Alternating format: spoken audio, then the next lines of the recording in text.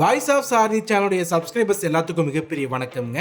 இன்னைக்கு நம்ம இந்த வீடியோல என்ன பார்க்க போறோம் அப்படின்னா, நீ செகண்ட் மேரேஜே பண்ணிக்கோ, நான் உன்னோட லைஃப்ல வருவேன்றதை நீ எதிர்பார்க்கவே பார்க்காத, எனக்காக வெயிட் பண்ணி டைமே வேஸ்ட் பண்ணாத. இந்த வாரம் நீயே நானால கணவன் மனைவி பிரிஞ்சுட்டு மறுபடியும் ஒன்று சேர்ந்திருக்காங்க. அது எப்படி பிரிஞ்சாங்க, எப்படி சேர்ந்தாங்க, அதை சொல்ல வராங்க. இப்போ ஆக்சுவலா இந்த பேர் பார்த்தீங்கன்னா 5 வருஷமா பிரிஞ்சிருந்து மறுபடியும் ஒன்று சேர்ந்திருக்காங்க. Love marriage, arrange marriage? Love marriage. அத்தனைக்கு லவ் மேரேஜ் தாங்க. புதுசாக கல்யாணம் ஆகிட்டு சந்தோஷமாக தான் இருந்திருக்காங்க. அதுக்கப்புறம் ஹஸ்பண்ட் வந்து டெய்லி குடிச்சிட்டு இந்த பொண்ணை போட்டு அடிக்கிறது உதைக்கிறது ரெகுலராக பண்ணவும் இந்த பொண்ணுனால தாங்க முடியல. ஒரு கட்டத்துக்கு மேலே சேர்ந்து வாழ வேணாம், தனியாக போயிடுன்னு சொல்லி செப்பரேட்டாக வாழ போயிட்டாங்க அந்த பொண்ணு.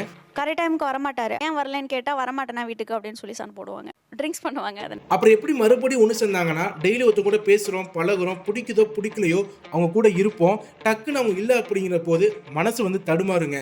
அந்த தடுமாற்றத்துக்கு காரணமே அந்த பர்சன் தான். தனியாக இருக்கும்போது தான் நம்ம பண்ணுறதெல்லாம் ரொம்ப தப்புன்னு தெரிய வந்து. அதுக்கப்புறம் தான் இவர் வந்து தன்னோட ஒய்ஃபுக்கு டெய்லி கால் பண்ணுறாங்க. கால் பண்ணி அவங்க கிட்ட அட்லீஸ்ட் திட்டாவது வாங்கிக்கலாம், அவங்க திட்டுறதை நம்ம கேட்டாவது அவங்க குரலை கேட்கலான்னு சொல்லி தான் அப்படி நாட்கள் கடந்து போயிட்டே இருந்திருக்கு. ஒரு கட்டத்தில் மனைவி வந்து ஹஸ்பண்ட் புரிஞ்சுக்கிட்டாங்க. சரி, இனிமேல் ஹஸ்பண்ட் ஒழுங்காக இருப்பாங்க நம்பி மறுபடியும் அவங்க வாழ்க்கையை வந்து ரீஸ்டார்ட் பண்ணியிருக்காங்க. எல்லாமே பண்ணுவார், அவரு சமைச்சு கொடுப்பாரு, அவரு பாத்திரம் கழுவுவார், ட்வின்ஸ்னால குனிஞ்சு கூட்ட முடியாது, அவரு வாசம் கூட்டுவாங்க. அதுக்கப்புறம் இந்த கப்பல் பார்த்தீங்கன்னா கல்யாணமாகி பல வருஷத்துக்கு அப்புறம் டிவோர்ஸ் அளவுக்கு போயிட்டு மறுபடியும் ஒன்று சேர்ந்திருக்காங்க. இது வேண்டாம், நமக்கு இந்த லைஃப் வேண்டாம், அந்த ஒரு மைண்ட் செட்டில் நாங்கள் செட்டில் ஆகிட்டேன். நான் சேம் அதே கேஸ் தான் இங்கேயும். கணவர் மனைவிக்குள்ள மிஸ் அண்டர்ஸ்டாண்டிங்க. ஸோ அதனால் 2 பேர் பிரிஞ்சுட்டாங்க. ஒய்ஃப் வந்து கண்டிப்பாக இனிமேல் ஹஸ்பண்ட் கூட சேரவே கூடாது அப்படின்ட்டு டிவோர்ஸ்லாம் அப்ளை பண்ணிட்டாங்க. ஆனால் கணவர் என்ன பண்ணியிருக்காரு, பல நாள் கழித்து அவங்க ஒய்ஃபு, அவங்க மாமா, மாமனார், அந்த பொண்ணு வீட்டுக்காரங்க எல்லாத்தையும் கூப்பிட்டு ஒரு கோவிலை வச்சு சமரசம் பேசியிருக்காங்க.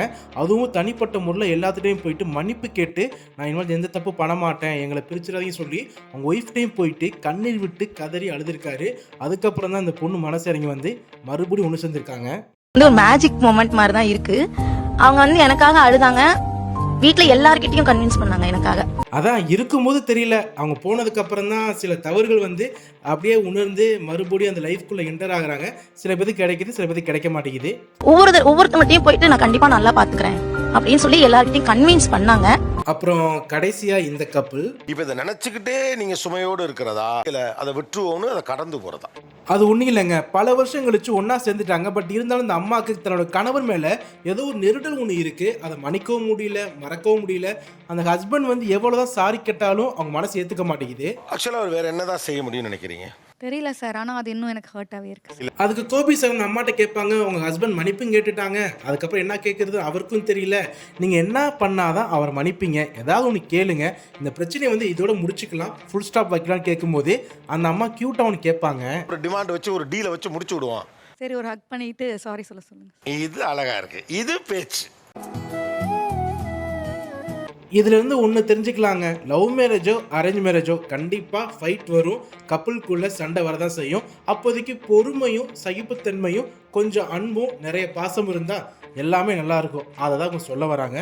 ரொம்ப அபாக்கியமான நிலைங்கிறது என்ன தெரியுமா? கடந்த கால துயரங்களை சுமந்துக்கிட்டே திரியிறது தான்.